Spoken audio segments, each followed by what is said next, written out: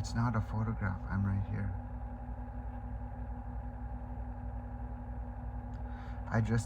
Well, it's not over yet. I just attended Chrome's VanFest 2026.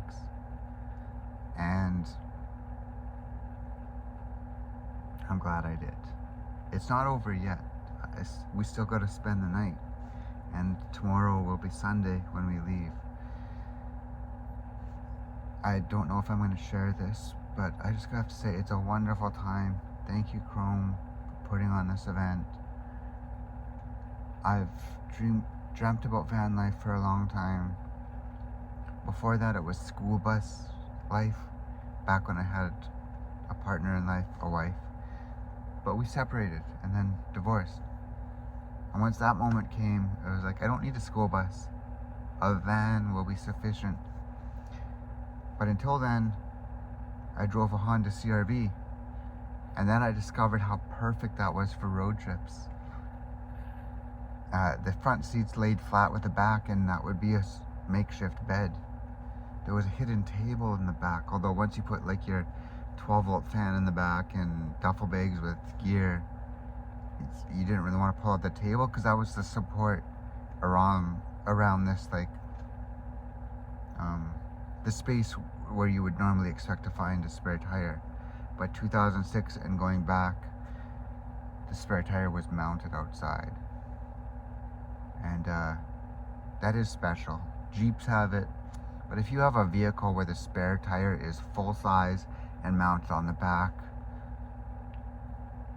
you don't know what you have until you don't. That's really special. You don't have to like get on your butt and like drop the spare tire from the rear end or dig in the full trunk, because it always seems to happen on a trip where you got the vehicle full of stuff and you got to empty everything out to get your spare tire out. So often it's flat already, but don't worry about that right now. And it's the point. The point is, a rear-mounted spare tire is amazing. And that's what I hope to attain with this Dodge Caravan eventually.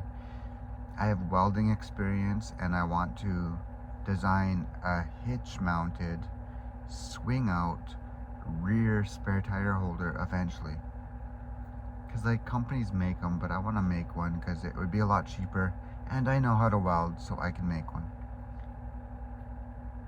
But anyway, yeah, I don't know why I got on that.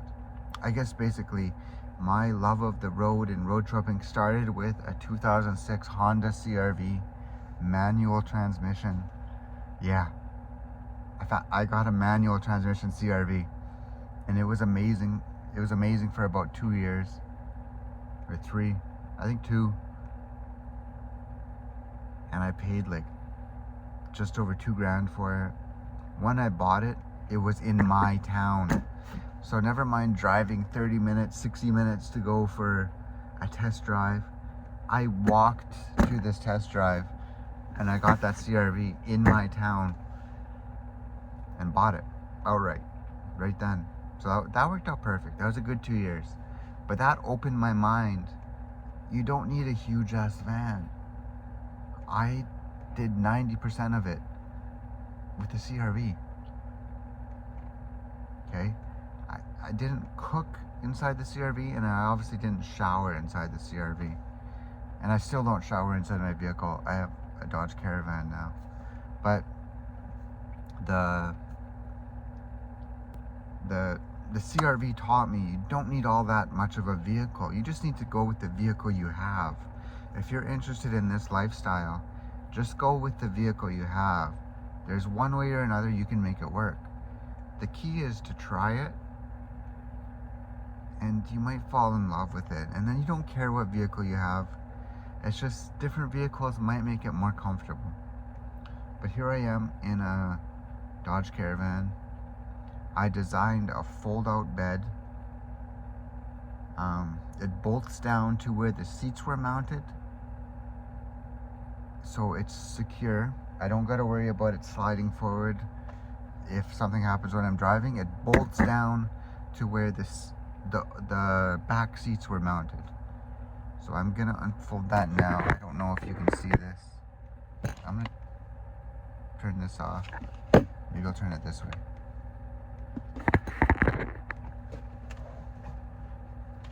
I gotta move stuff out of the way.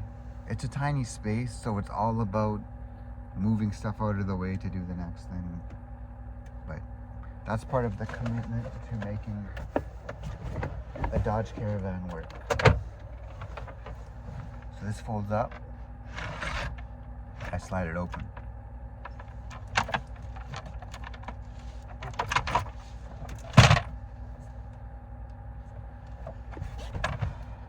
That foam pad can, and I'm doing this all in one part. I think I'm gonna post this just because life is short. I'm gonna post this. That's one part of my mattress.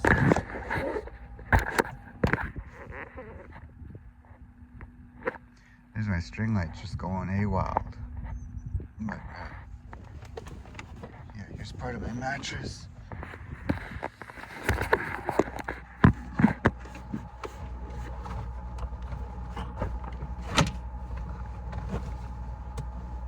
Keep sliding out proportions. I'm sitting on that one too much still. That one slides over. I'm sorry about if it is like a loud crashing noise.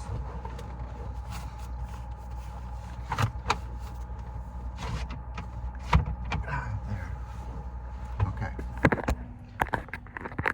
So I've slid out these other portions, and now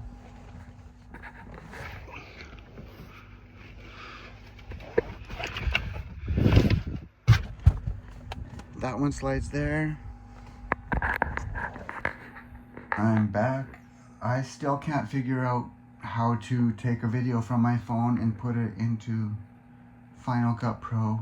I can get one in there, but a second one I just can't figure out yet. But when this, if you see this, that means I figured out how to put a second part in, because I accidentally closed my phone and ended the first video I was recording. But here's the bed folded out. It meets up with these cabinets that I have. It folds up to the cabinets.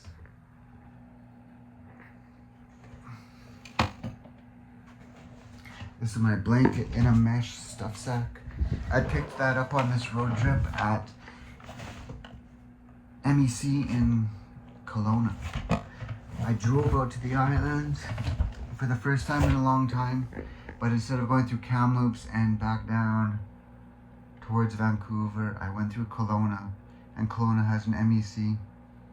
So I went to that MEC and found a mesh stuff sack. So that's what I have the down stuff sack. But here's my bed. So you see it's a little wider than me. And the other end is resting on this plastic storage case. That's where I keep my dry goods in here. And yeah, maybe I can show more details later, but I'm really gonna try to figure out how to add a second part to an edited video, because I just Final Cut is a handful for me to figure out right now. But yeah, if you see this, I figured it out. So here's hoping. Anyways, good night.